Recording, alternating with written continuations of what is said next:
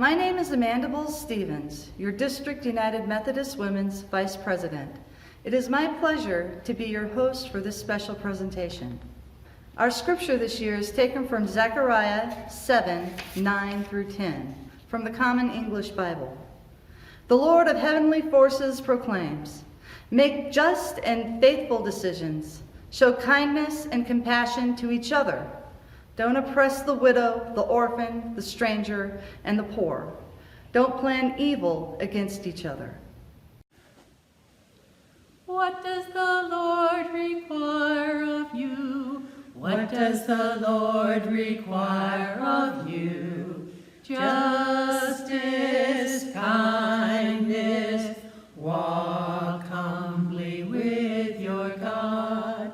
To seek justice and love kindness and walk humbly with your God. What does the Lord require of you? What does the Lord require of you? What does the Lord require of you? What does the Lord require of you? What does the Lord require of you? What does the Lord require of God? Justice, kindness, walk humbly with your God. To seek justice and love kindness and walk humbly with your God. What does the Lord require of you? What does the Lord require of you? Three things happened this year that were significant: COVID-19, the California wildfires, and the murders of Ahmaud Arbery, Breonna Taylor, and George Floyd. These events and their outcomes were so significant that we felt they needed to be highlighted this year in our presentation. Our first interview is with District Superintendent Debra Brady. Debra, I understand it's charge conference season, making you a very busy woman. On behalf of the District UMW, I want to thank you for taking the time to talk with us today at our district's response to COVID-19. Thank you, Amanda. I look forward to every opportunity to join the mighty United Methodist Women of the Central Valley. They are the engine of our church ministry. I'm delighted to be with you. Is there anything you would like to tell us before we start into our questions? Oh, don't open the door like that. I could go on for hours. But I will just say the charge conference season by Zoom is the most interesting thing I've experienced. This is my 7th season of doing charge conferences.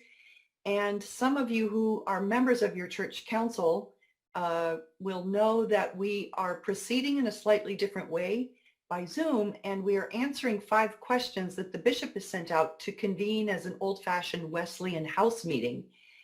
And so far in the church conferences, I've had people crying during the charge conference because they were so touched or moved by responding to these questions. And so I've never seen that before. So we're doing it in a different way, and it's really stirring up deep feelings. And I think our hearts and bodies are particularly open right now because of all that we've been through. Mm-hmm. So I hope you take those questions seriously if you're part of your charge conference. And the leaders of each church have been asked to circulate those questions and give input. It's all getting added up to, the bishop is archiving them in some way, and we'll be using them to work on our strategic plan and vision update for the conference. So it's been a very interesting and meaningful time. Let's talk about COVID-19. Why was it important for the CVD to respond to COVID-19? Well, we are the church. It's part of being a disciple of Jesus is to focus on our community. And, you know, we live our faith tangibly. And I would say in those early weeks after the shutdown, understandably, we all had to pivot to figure out how to be community online with each other. But as soon as we began to get traction about that, we naturally then needed to begin figuring out how do we pivot in caring for our community. And we have the 4 counties in the south part of our district, Kern and Tulare and Fresno and Kings County, have among the highest poverty rates in the United States. And so obviously the shutdown was impacting people on the ragged edge of employment already. And so we needed to do this tangible action of love for our neighbors. Who makes up our COVID-19 Relief Fund Task Force? How were they selected for the job? Well, we have at least one representative from each of our 8 circuits. And how this came about was me conferring with our district lay leader, Diana Bowles, someone you know and love very well. So as Diana and I were talking about it, and we began to look at what the El Camino Real district was doing, it inspired us. And so we began to think about who cares about these things. So we said, well, our UMW president, Nancy Redding in the Merced Church does. So we recruited her, and we just began to think of other people, word of mouth, who could represent the circuit, who's available, things like that. So I'll just tell you who it is. In our circuit, the Four Rivers Circuit, we have Pastor Tavita Vicona, who serves the Linden Church and leads our Tongan ministry at Stockton Holy Cross, and Eddie McKenzie, who's one of the lay members there in the Pacific Island Ministry at Holy Cross, is on our team as well. Lay member from Sutter Creek Creekside is Julie Harris, is on our team. Carl Morris out of Modesto First. Nancy Redding, of course, from Merced Church. Pastor Vicki Flores, who's a church planter in Fresno. Patricia Feltz out of the Carruthers Church. She is a new certified lay minister. Pastor Michelle McGee serving Dinuba Palm.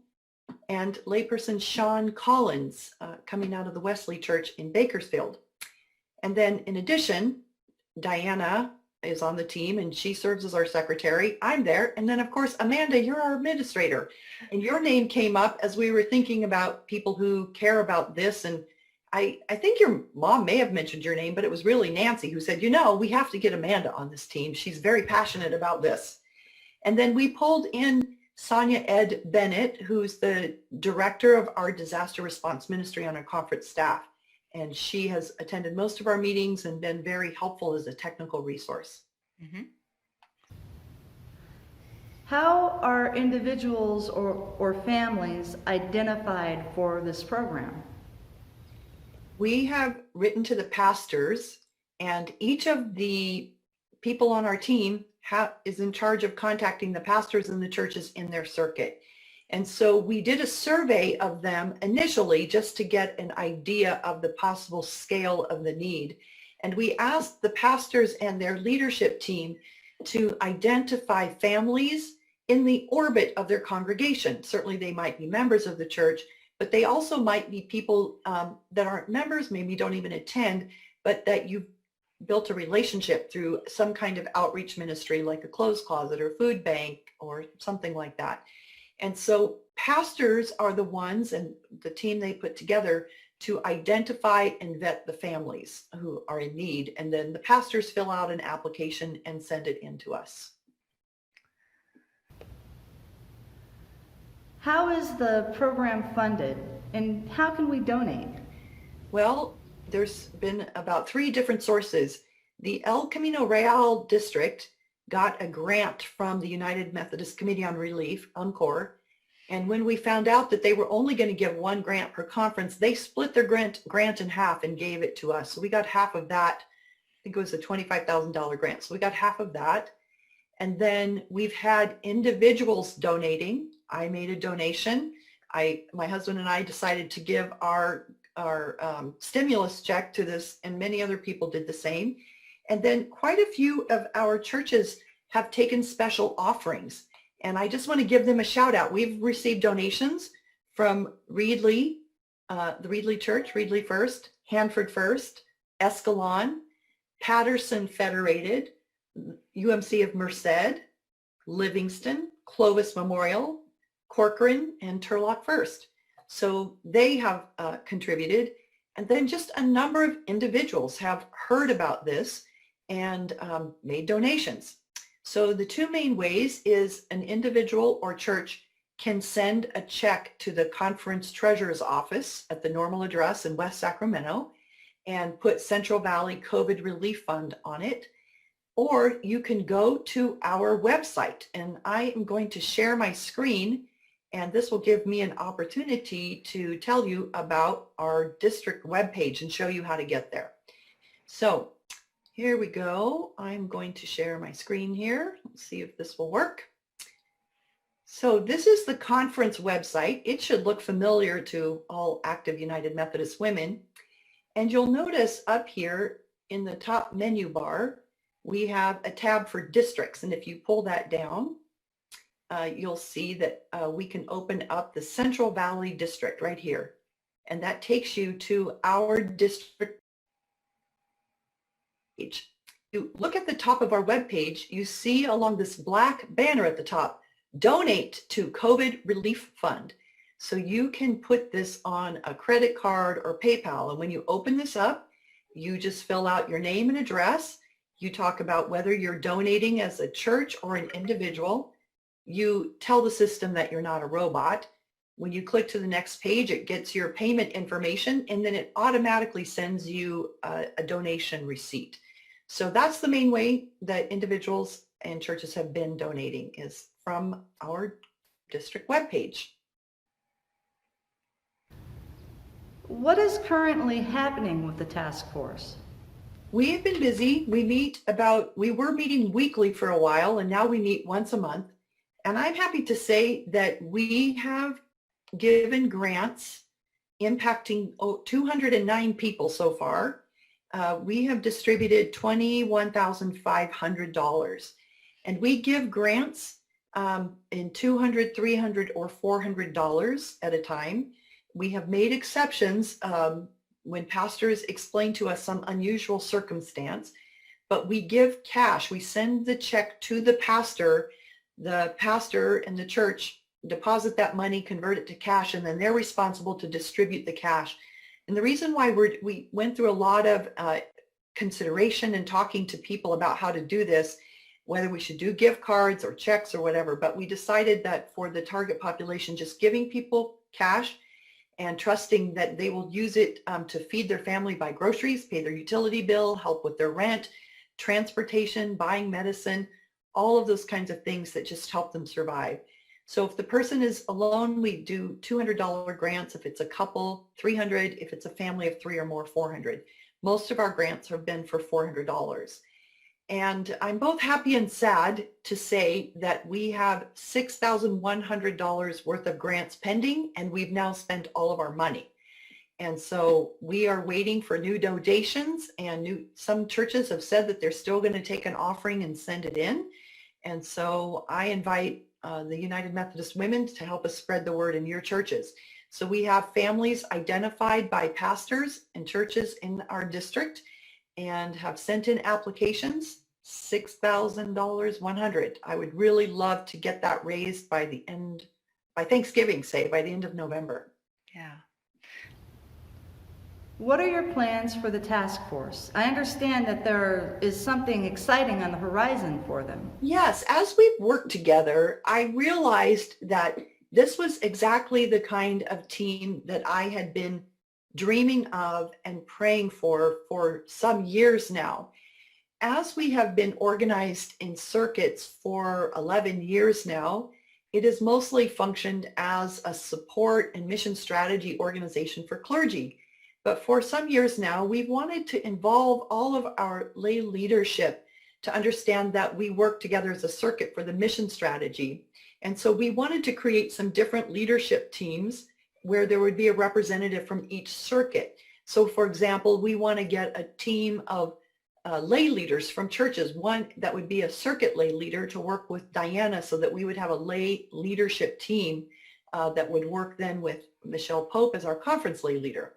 One of those teams was to create a disaster response ministry team that would work with such teams in other districts and work with Sonja so that when we have wildfires or earthquake or flood or some other response needed for some disaster affecting a community, we would have a team of people that would be already trained and prepared to do the administration, to contact churches, to help provide some oversight, helping us with UMCOR grants and distributions and things like that. And so I realized as we've been working together that we really have been functioning as a disaster response ministry team. So we've talked together and everybody on the team is willing to do that.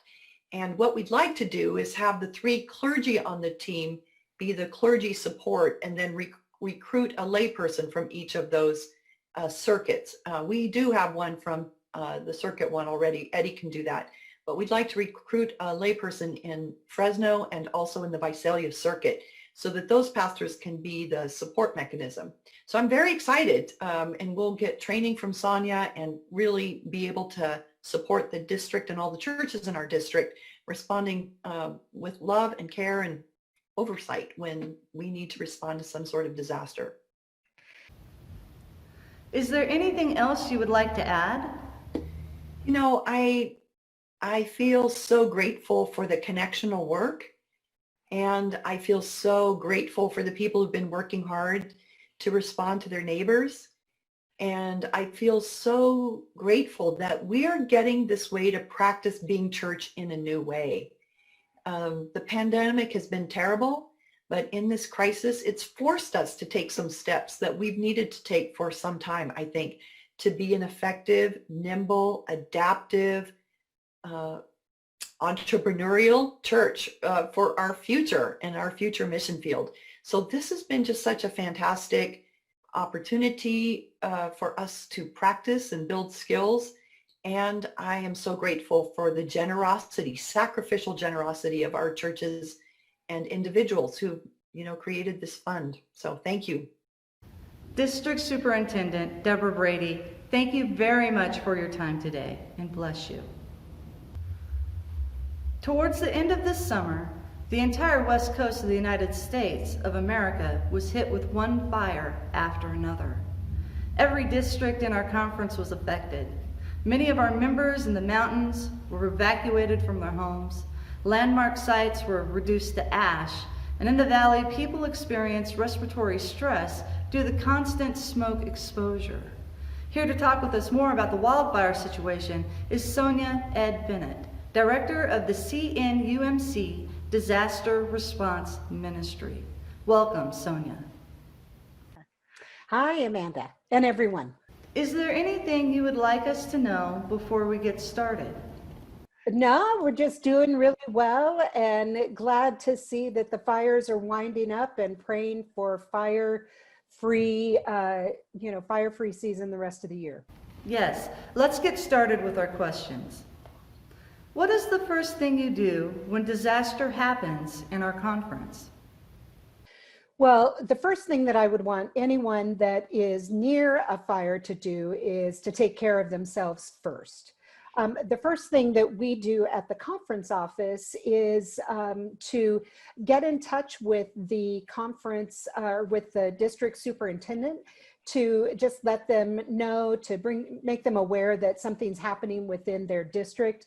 And then typically the district superintendent will reach out to the local pastor, or the local pastor will have already reached out to the district superintendent. Okay. So it's really about communication in the beginning. And then depending on the type of fire and the size of the fire, we may then begin having a conversation with our disaster response leadership team and the early response team coordinator, Leslie Carmichael. How does the task force decide which fires to respond to? Okay, that's a really great question. And I was just looking today, which is October 30th, and the fire that's there, the Creek Fire, Central California, is they're not expecting that fire to be out until around November 12th, I think is kind of the goal at this point, because it has had so much fuel.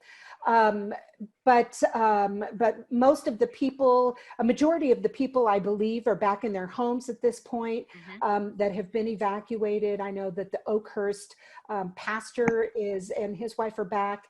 And so we looked at the Creek Fire and were in touch. The district superintendent was in touch and supporting the local pastor there in Oakhurst. And I know a lot of the churches around Porterville possibly had supported with some clothes for survivors of that fire. But when we look at how we respond to a fire, or when we respond to a fire, we look at how many people are being impacted and how many people are being evacuated. And then what services are already being provided to those families that are evacuating. So for example, with this last round of fires, we had 7 or 8 counties that were declared within the FEMA declaration. And so we looked all around, and in the phone calls that we had with our voluntary agencies active in disaster, or voluntary organizations active in disasters, our VOAD, when we were in conversation with our other voluntary partners, we identified that the Santa Cruz area was not getting a lot of support from nonprofit agencies. And so we decided at that point to take our resources and to communicate with the UMCOR that we needed resources. And we went and supported survivors from the CZU Lightning Complex fires. What part has UMCOR played in response to the fires? UMCOR is a wonderful, wonderful partner. They are continually, right off the bat, are in touch with us to let us know that they are praying for us, that they are available for us. We have received from UMCOR a solidarity grant of $10,000 that has already been put to use with more of our fire buckets, that are wildfire buckets we've been doing this season. And also they talked to us about long-term recovery, about what we might want to do in the area after the fires are out. But then also they are providing training. So for those pastors that, and also lay leaders and UMW members and anyone that feels called to serve with, to serve those impacted by disasters, UMCOR is going to be providing some immediate training in the next few weeks on social emotional health and the ministry of caring. So if you're interested in that, be sure to watch our website for the date for that. What happens when the fires are out? What happens when the fires are out? Well, unfortunately, a lot of those people that come in, you've seen people that respond immediately when the fires are active. They go. And when the fires are out, then we're left with recovery. So, for example, in the fires that are happening, or that are, that have been around this last few months, we are, as the California-Nevada Conference, are in conversation with UMCOR, but also in conversation with the various counties throughout the state, with the various voluntary organizations that are active in disasters, the VOADs, the collaborative that comes together to assist in long-term recovery. And we're in conversation with the state and with FEMA. So we are continually in communication right now, even now, to talk about the long-term recovery. And so what we're doing is looking at which of those 8 to 10 now, I believe it is the counties that have FEMA declarations, which of those are going to need assistance? Where are the gaps in services?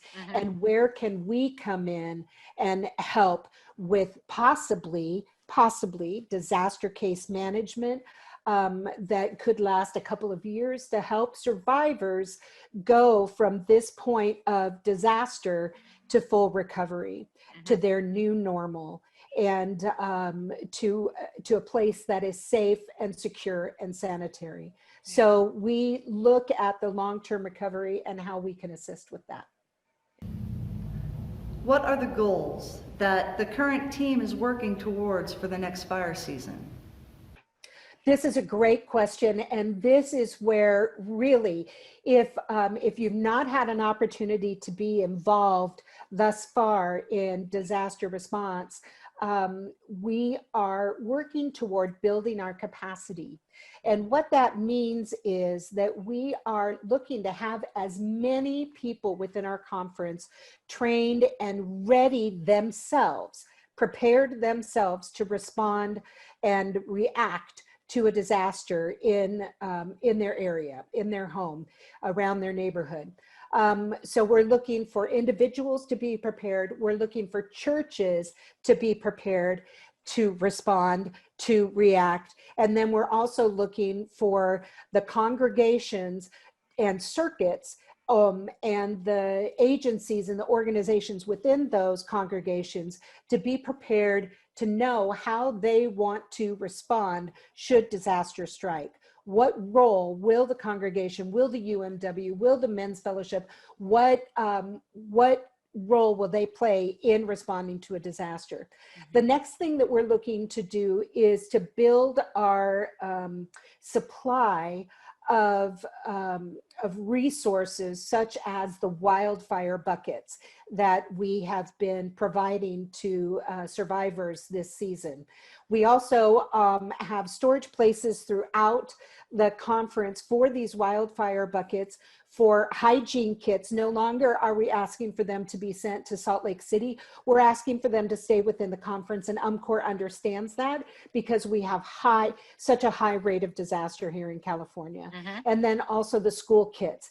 Any of those typical kits, the information can be found on our website and at cnumc.org/disaster response. And then finally, we are really looking for people to get involved. And that means to be trained as an early response team member, those people that respond initially and move right in after a disaster strikes, whether locally or across the nation or internationally. We're also looking for people to get involved as through that spiritual and emotional care, being ready to walk beside us. People to be involved as volunteer navigators, to walk, to help us to respond in communities that have been struck by disaster. If we have an earthquake, we desperately will be in need of volunteer navigators. So it's about preparing now so that you can respond later. How can individuals follow up and learn more?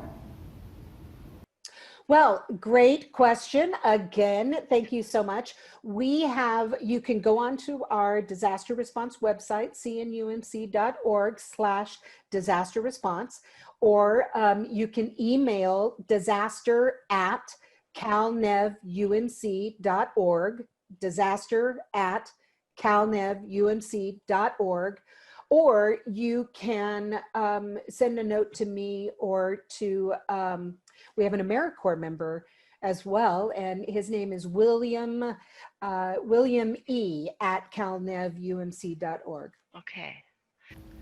I think that wraps things up. Thank you very much for your time today. Thank you, Amanda, and thank you, the UMW. Thank you so much for all that you do. We love you in every church that I've been in. Thank you so much. Ahmaud Arbery, Breonna Taylor, and George Floyd were people whose lives ended before their time.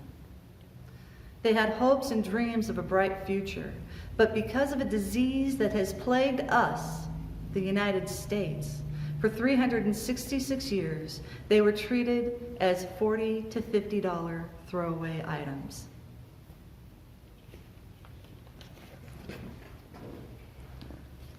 God knew their true worth, as he knows our true worth. The Bible teaches us that there is no difference in our values. We are equal. However, the privileged either reject these teachings or in turn a blind eye to it.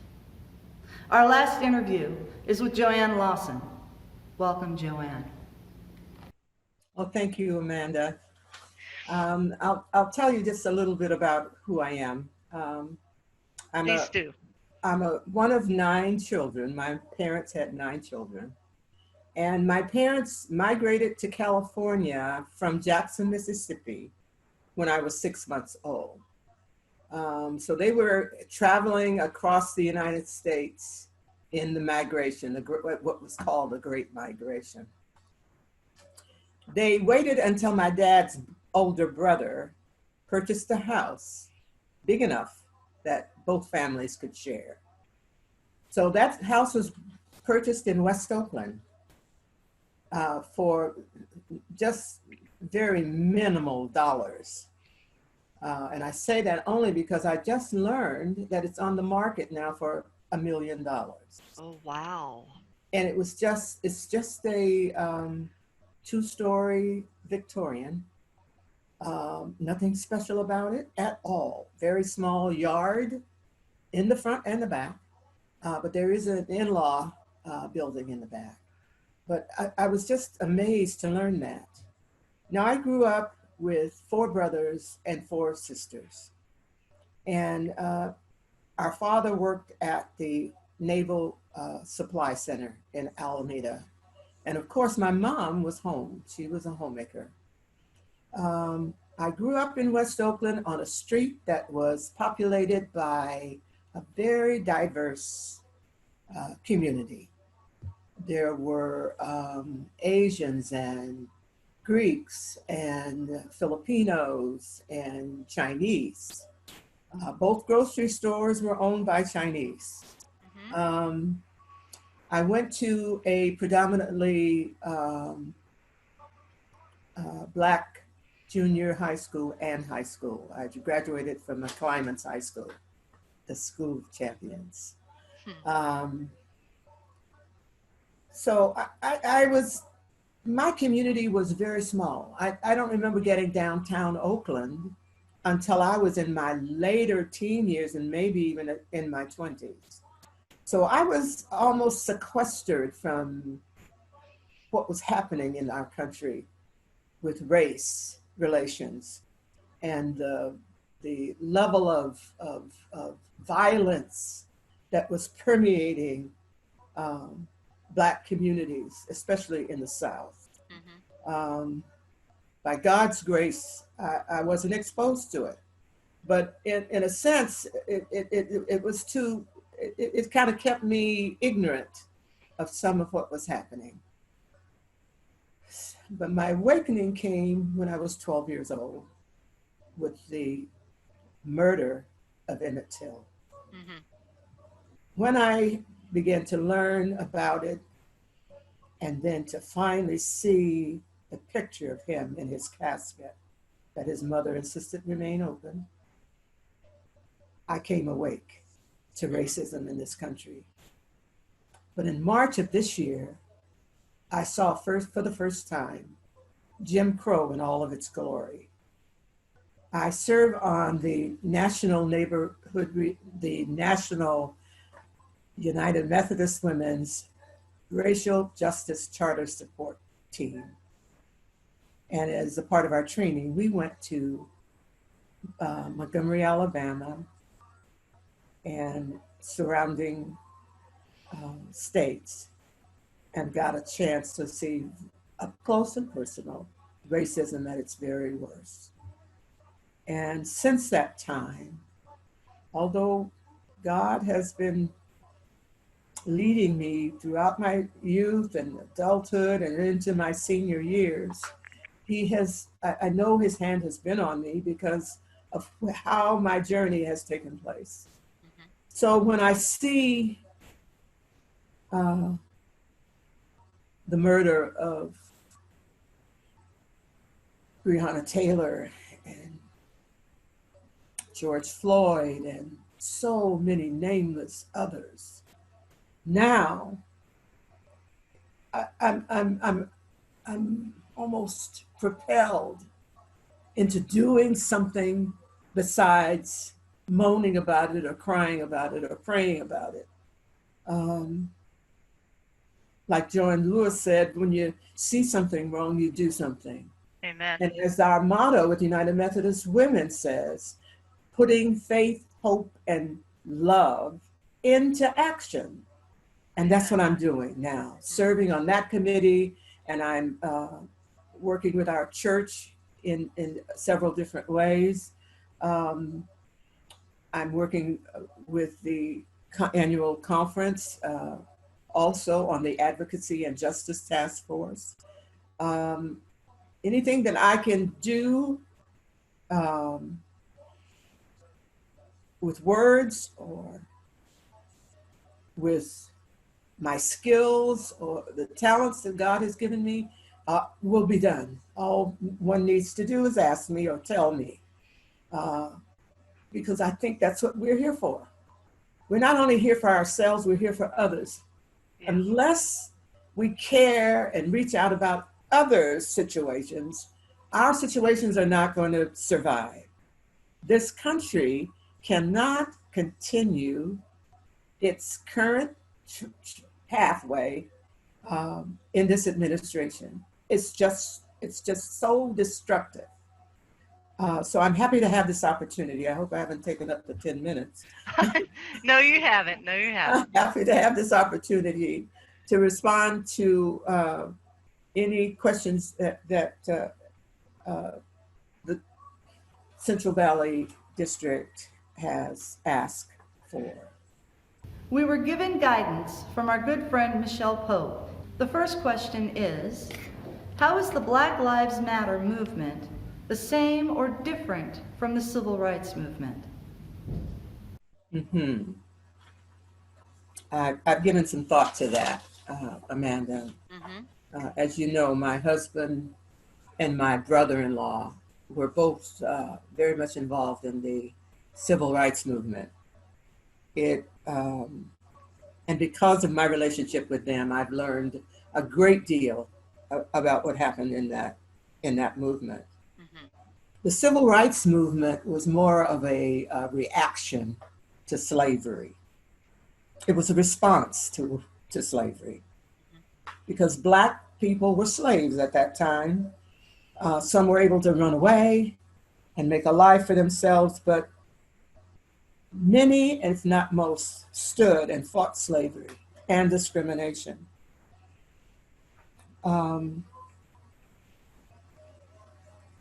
The National Association for the Advancement of Colored People submitted a petition to our government for a resolution that would bring rights to the Negro at that time, is what we were called. We've had several different names.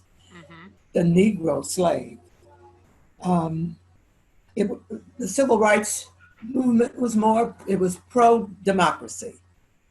I said to my husband that what I noticed is the leadership at the helm of the civil rights movement were men, Black men, some white men, some white clergy, some white lay people as well. But male leadership was at the helm of the civil rights movement. Whereas with the Black Lives Matter movement, it's women, although men are also involved at the helm. Three women were responsible for organizing Black Lives Matter movement in 2013. They were called radical. Alicia Garza, Patrice Coolers, and Opal Tometi, who I know personally. She and my husband worked together with the Black Alliance for Just Immigration. So I happened to sit at the table when they had an early meeting in the formation of Black Lives Matter. It's based in Los Angeles, where my brother-in-law is. Mm-hmm. It's a political movement to address systemic and state violence against African Americans. It was in response to the acquittal of George Zimmerman when he killed Trayvon Martin. Yeah. The civil rights movement was pretty much contained within the United States. Black Lives Matter, that movement has gone outside of the United States as well. It flowed over into many other countries. Wow. Black Lives Matter members organized and build power, because that's the key word, power. That's at the heart of racism. Mm-hmm. Those that are considered white supremacists in their thinking, whether they acknowledge that title or not, those that are considered white supremacists hold on tight to power, because that's a part of keeping racism in place.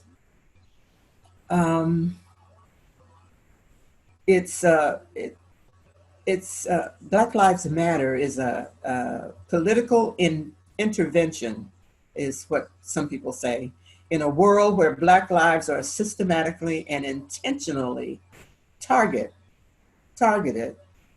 for demise, targeted for death. Yeah. It is an affirmation of Black folks' humanity, our contributions to this society, and our resilience in the face of deadly oppression.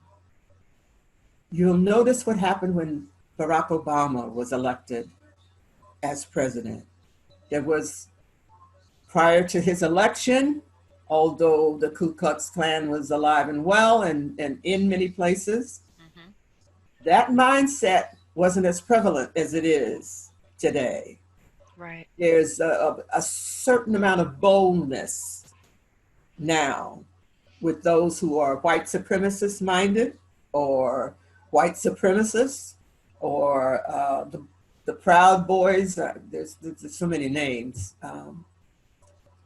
White folks who want to keep Black folks down, even though our culture, our music, our art,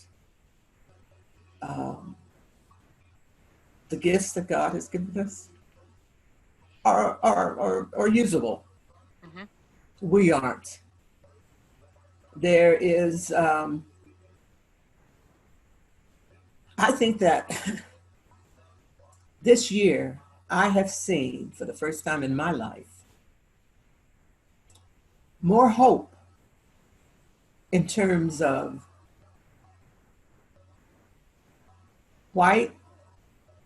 the white race. And I don't want to get off into the word race, because people argue that there's no such thing as a race. We're all the human race. And, I agree with that. We are all the human race, but somebody created the term race and categorized those that were not white into other categories that were beneath them. And it's all about keeping the separation, but retaining the power. Where do you see bias within our church systems? Yeah, in our structure. Yeah. In our structure. In our, well, let me speak for a moment about reverse bias Okay. in our church committees. The Commission on Religion and Race, the Church and Society, are staffed at the top by Black folks, Mm-hmm. or people of color, And when I say people of color, I'm talking about everybody else who isn't white. Mhm. And that's another thing, that whole mindset about whiteness. I mean, it's changed over the years. There were cultures that were considered white, like Jewish community. There were other communities that were considered white because of the color of their skin Right. that are no longer considered white. But at any rate, I think that people of color are populating at the top levels, those two committees in our church. I think bias happens at the level of boards of ordained ministry. I happen to have served on the California-Nevada Board of Ordained Ministry at the district level. And so I have seen some change in the last couple of years in the sense that there has been some intentionality around appointing people of color as well as white members to the seats on those boards. And then those positions that are related to the finances of the church. I think there's bias there still. Mhm. Well, we're in the United Methodist Church has a population of 92% white. Mhm. So that's some of the reason. We haven't done enough to bring in other people of color, of other ethnicities, of other cultures. I can think of a moment when I was the president of the Conference United Methodist Women, when we did a couple of international kinds of relational kinds of events that would spotlight cultures, the different cultures within our group and outside of our group by foods and costumes and programs. But that was momentary. And that's sort of been our history to date, is momentary opportunities of wholeness. Mhm. But I tell you, Amanda, I'm optimistic. I am optimistic because I see God working in all that's happening with us right now. I really do. I Mhm. feel him working. That's another reason I'm not so anxious about what's going to happen tomorrow and thereafter. Mhm. Um, I know God is in charge of this world. Yes. That is our saving grace. He is in charge. No matter what we may do, we may take it off in all kinds of directions away from where he wants it to go, but it's going to come back to where he wants it to be. Amen. God's will be done. Finally, our last question is, what is systemic bias? But systematic bias is it has to do, it's so closely related to racism. It has to do with the way the policies and procedures and systems and structures are arranged so that they lean toward a certain culture Right. and lean Yeah. away from other cultures. Right. And there is bias in every system in this country, in the health system, in the educational system, Indeed. Yeah. in the police system. The police system has become it's become militarized.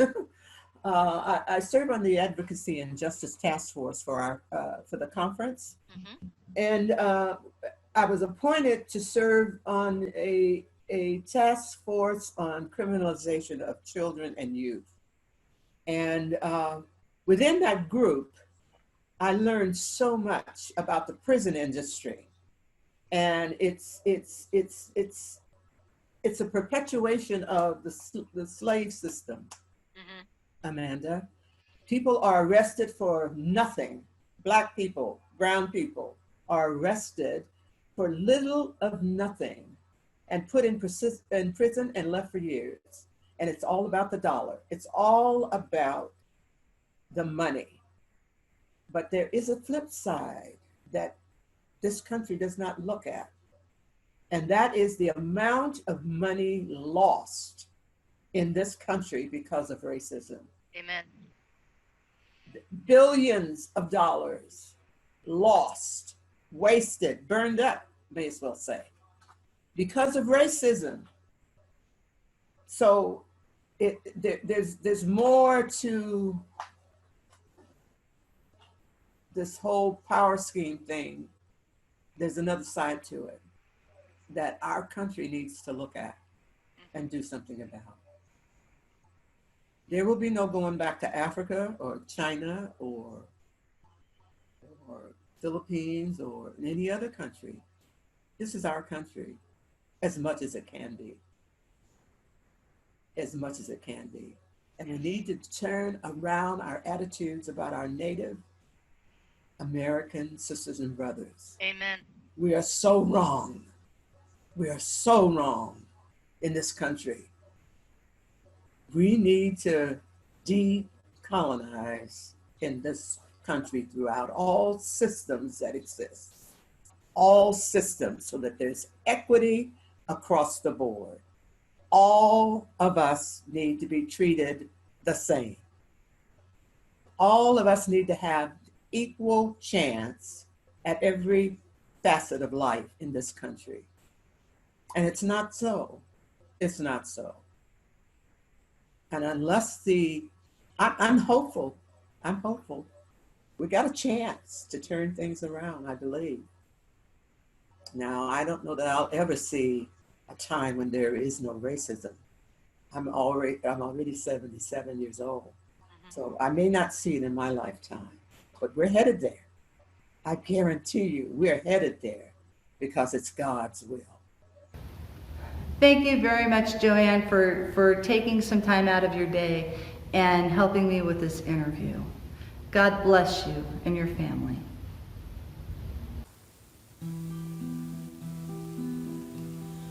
When the poor ones who have nothing share with strangers,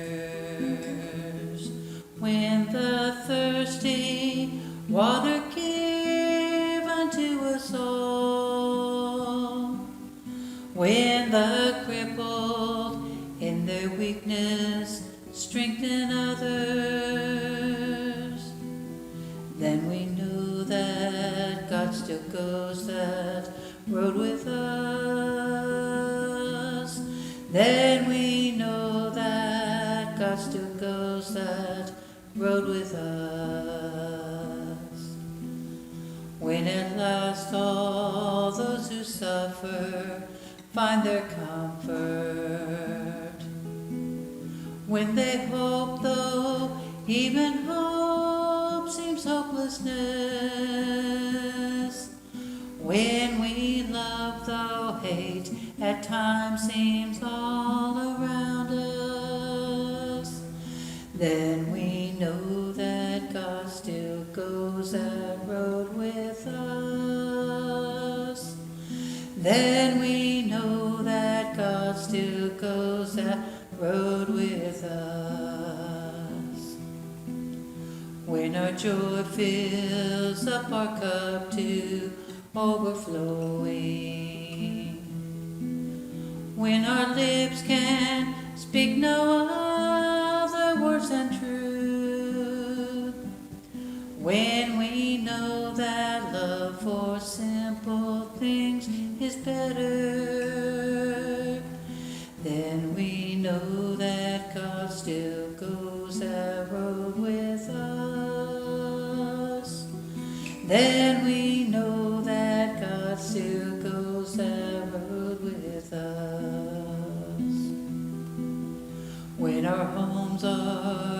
with goodness in abundance. When we learn how to make peace instead of war, when each stranger that we meet is called a neighbor, then we know that God still goes that road with us. Then we know that God still goes that road with us.